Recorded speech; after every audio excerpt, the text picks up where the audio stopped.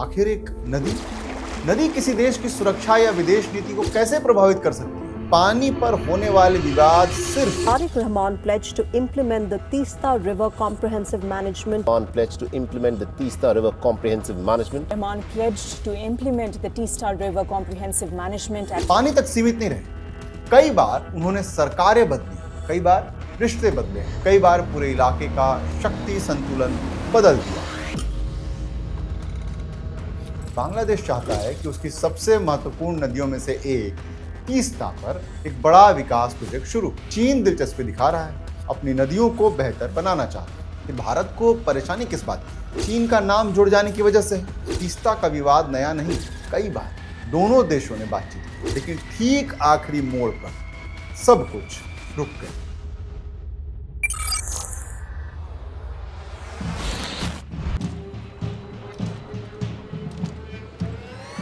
नमस्ते, मेरा नाम है करुणेश और आज हम बात करेंगे कि क्या बांग्लादेश पाकिस्तान के रास्ते निकल चुका है?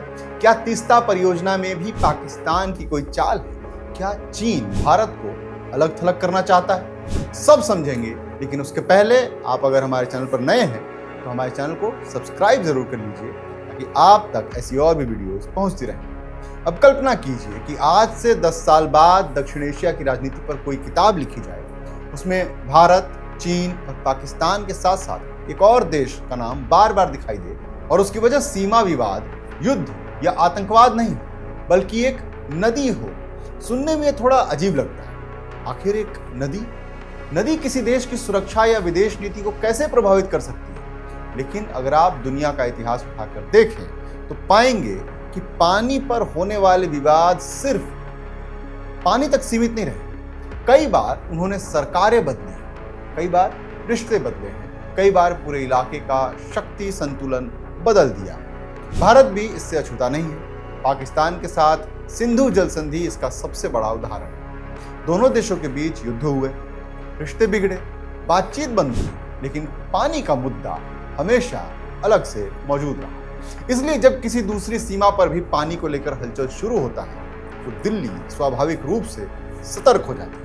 पिछले कुछ महीनों से एक खबर लगातार सामने आ रही है। बांग्लादेश चाहता है कि उसकी सबसे महत्वपूर्ण नदियों में से एक तीस्ता पर एक बड़ा विकास प्रोजेक्ट शुरू। इस प्रोजेक्ट में चीन दिलचस्पी दिखा रहा है। पहली नजर में इसमें कुछ भी असामान्य नहीं लगता। हर देश अपनी नदियों को बेहतर बनाना चाहता है। बाढ़ कम हो, खेती सुधरे, सिंचाई बढ़े, नदी का कटाव रुके, ये सब किसी भी सरकार की प्राथमिकताएं हो सकती है। भारत को परेशानी किस बात की? यही सवाल सबसे पहले मेरे मन में भी आया। अगर बांग्लादेश अपनी नदी पर काम कर रहा है तो भारत क्यों चिंतित है? क्या यह सिर्फ चीन का नाम जुड़ जाने की वजह से है या कहानी इससे कहीं ज्यादा बड़ी है? जब इस पूरे मामले को थोड़ा गहराई से पढ़ना शुरू किया तब समझ में आया कि चर्चा नदी की कम है, उसकी लोकेशन की ज्यादा है और उससे भी ज्यादा उस राजनीतिक पृष्ठभूमि की जो पिछले 40 साल से बनती चली आ रही है। दिलचस्प बात यह है कि तीस्ता का विवाद नया नहीं है। ये कल या पिछले साल पैदा हुआ नहीं है। इसकी जड़ें 1980 के दशक तक जाती हैं। कई बार दोनों देशों ने बातचीत की, यानी कि भारत और बांग्लादेश में समझौते का मसौदा भी तैयार हुआ। एक समय तो ऐसा लगा कि मामला हमेशा के लिए सुलझ जाएगा, लेकिन ठीक आखिरी मोड़ पर सब कुछ रुक गया। यहीं से कहानी बदलनी शुरू हुई। चीन ने कहा, अगर पानी बांटने पर सहमति नहीं बन रही है, कम से कम नदी को आधुनिक तो बनाया ही जा सकता है। उसके लिए तकनीक, इंजीनियर है, निवेश है और एक बड़ा प्रोजेक्ट भी है। यहीं से भारत की दिलचस्पी बढ़ी। जिस इलाके में ये परियोजना प्रस्तावित है उससे बहुत दूर नहीं है भारत का वो संकरा जमीनी रास्ता जिसे सिलीगुड़ी कॉरिडोर या चिकन नेक कहा जाता है। यही रास्ता पूरे पूर्वोत्तर भारत को देश के बाकी हिस्से से जोड़ता है। इसलिए इस क्षेत्र में होने वाली हर बड़ी गतिविधि पर भारत की नजर रहना स्वाभाविक है। लेकिन अगर हम यहीं रुक जाएं तो कहानी अधूरी रह जाएगी, क्योंकि तीस्ता की अहमियत सिर्फ उसकी लोकेशन से नहीं आती। ये नदी लाखों किसानों की जिंदगी से भी जुड़ी है, भारत के लिए भी और बांग्लादेश के लिए। और शायद यहीं से समझ आएगा कि 4 दशक बाद भी ये विवाद खत्म क्यों नहीं हो रहा है। तीस्ता नदी का नाम आपने शायद स्कूल की किताबों में पढ़ा हो, लेकिन सच कहे तो ज्यादातर भारतीयों के लिए कोई बहुत बड़ा मुद्दा नहीं है। गंगा, ब्रह्मपुत्र और सिंधु की तुलना में तीस्ता हमेशा थोड़ी लो प्रोफाइल नदी रही, लेकिन पिछले कुछ सालों में इसकी अहमियत इतनी बढ़ गई कि अब इस पर होने वाली हर गतिविधि को दिल्ली, ढाका और बीजिंग तीनों ध्यान से देखने लगे हैं। इसकी शुरुआत हिमालय से होती है। सिक्किम की बर्फीली चोटियों से निकलने वाली ये नदी तेज रफ्तार से नीचे उतरती है, पश्चिम बंगाल के उत्तरी हिस्से से गुजरती है और फिर बांग्लादेश में प्रवेश कर जाती है।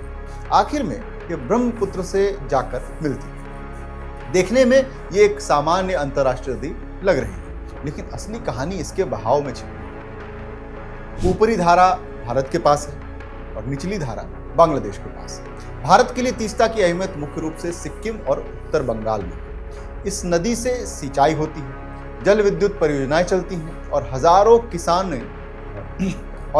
किसान अपनी खेती इसी पानी पर निर्भर होकर करते हैं। दूसरी तरफ बांग्लादेश के उत्तरी इलाकों में भी लाखों लोगों की रोजी रोटी इसी नदी से जुड़ी है। खेती, मछली पालन और पीने के पानी तक पर इसका असर पड़ता है। समस्या तब शुरू होती है जब सर्दियां आती हैं।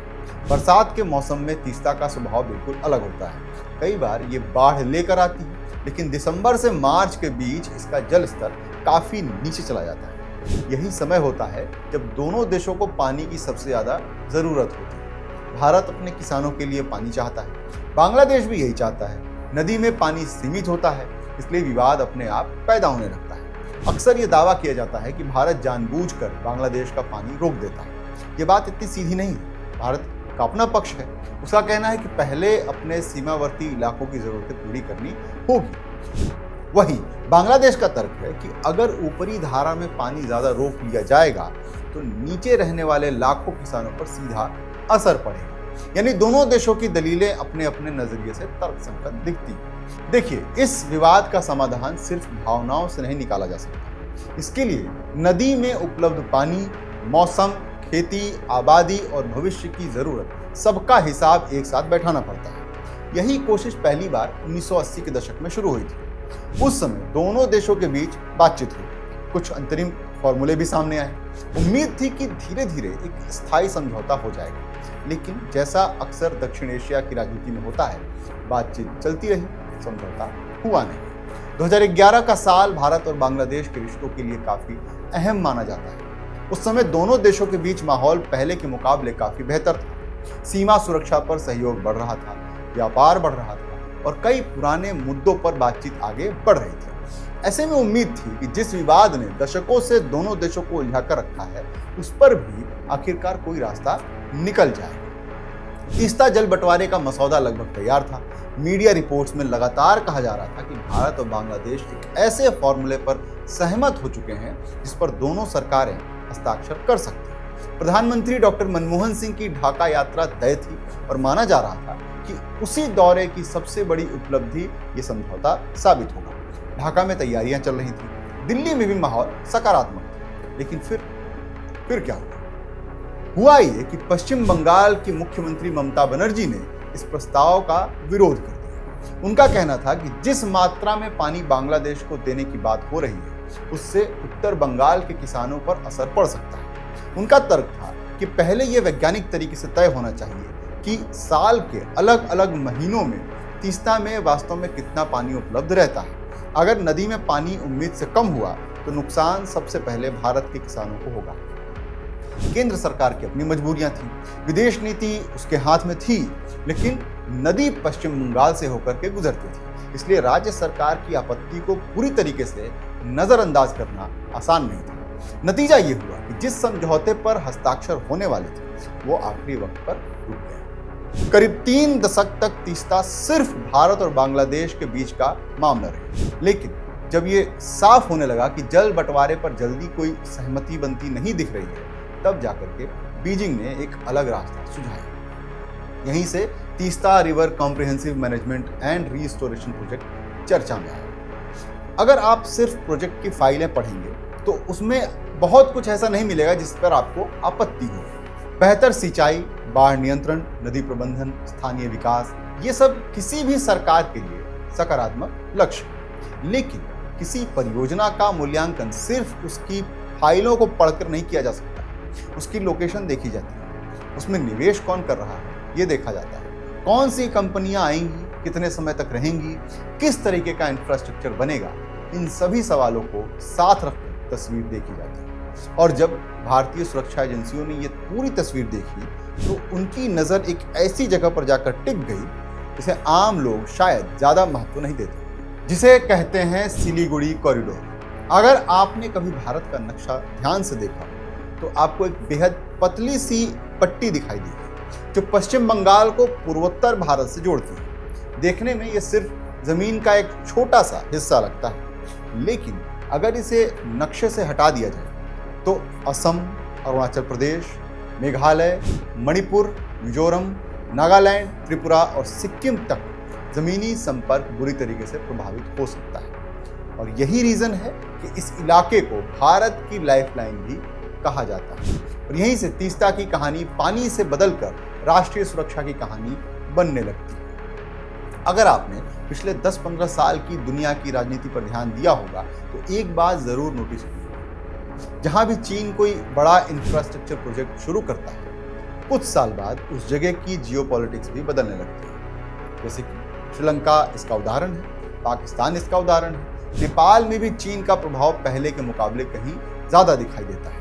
अब उसी सूची में बांग्लादेश का नाम भी तेजी से जुड़ता दिखाई दे रहा है। यहीं से दिल्ली की बेचैनी शुरू होती है, क्योंकि बात सिर्फ तीस्ता नदी की नहीं है, बात उस पैटर्न की है जो पिछले कई सालों से बनता हुआ दिखाई दे रहा है।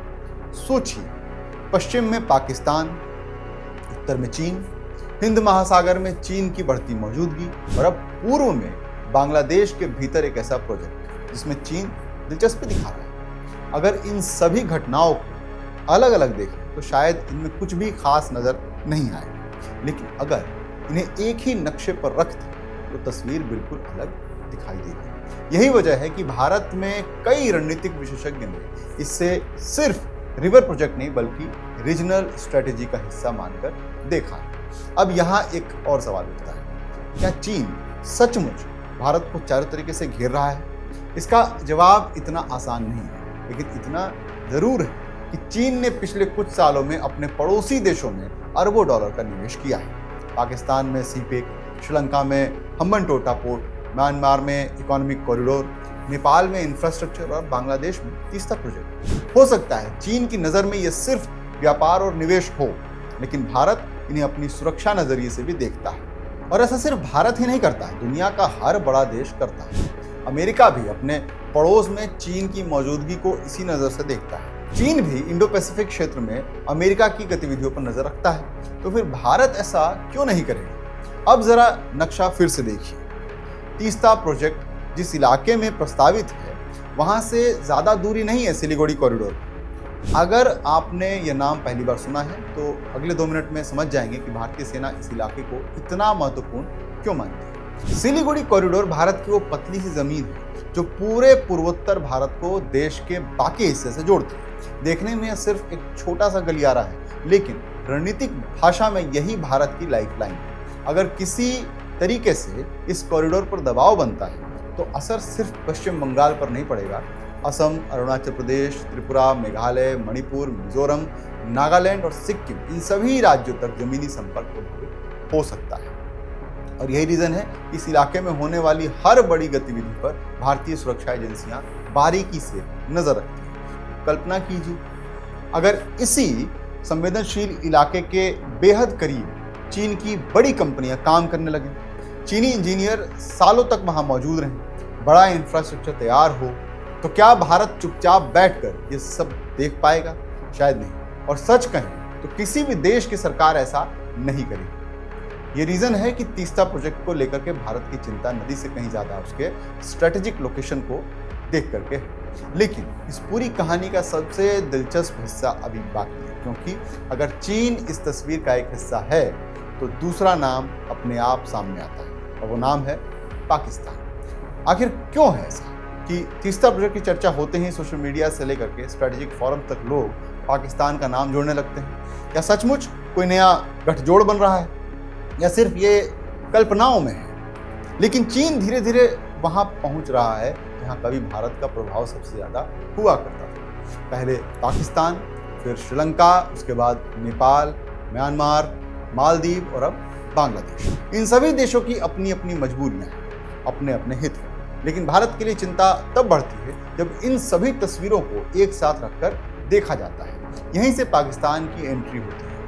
आपने एक बात नोटिस की कि भारत के खिलाफ चीन ने कभी अकेले रणनीति नहीं बनाई। उसने हमेशा ऐसे देशों के साथ अपने रिश्ते मजबूत किए जिनके साथ भारत के पहले से किसी न किसी तरह के मतभेद रहे। सबसे बड़ा उदाहरण है पाकिस्तान।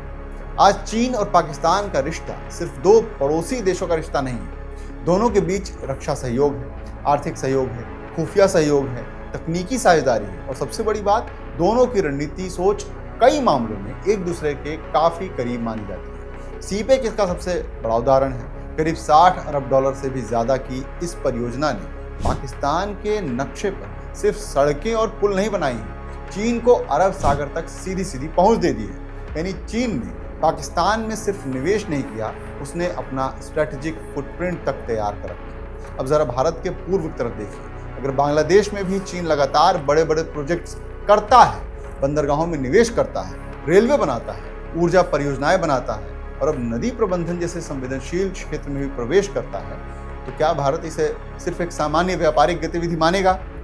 शायद नहीं। और ये कारण है कि दिल्ली में बैठे कई रणनीतिक विशेषज्ञ अब एक नया सवाल पूछने लगे।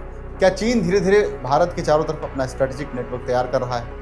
हो सकता है कि सवाल का जवाब आने वाले 10 सालों बाद मिले, लेकिन इतना तय है कि सवाल अब पूछा जरूर जा रहा है।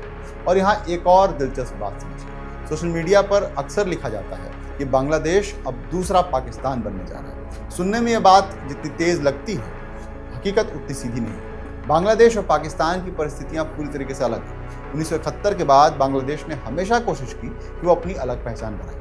भारत के साथ उसके रिश्तों में उतार चढ़ाव आए हैं, लेकिन व्यापार भी बढ़ा है, सीमा विवाद भी सुलझे, बिजली और कनेक्टिविटी पर भी दोनों देशों के साथ काम किया गया। मतलब ब्लैक एंड व्हाइट नहीं है। लेकिन पिछले कुछ सालों में कुछ घटनाओं ने भारत की चिंता जरूर बढ़ाई। चीन से लगातार निवेश, रक्षा क्षेत्र में सहयोग, नई सरकार के दौरान चीन के साथ तेज होती बातचीत और अब तीस्ता प्रोजेक्ट, इन सभी घटनाओं ने एक नई बहस शुरू कर दी है। बहस ये नहीं है कि बांग्लादेश भारत का दुश्मन बन गया है, बहस ये है कि क्या बांग्लादेश अब भारत की तरह चीन को ज़्यादा महत्वपूर्ण साझेदार मानने लगा है। अगर जवाब हाँ की तरफ जाता है तो इसका असर सिर्फ व्यापार तक सीमित नहीं रहेगा, इसका असर भारत की सुरक्षा पर भी पड़ेगा।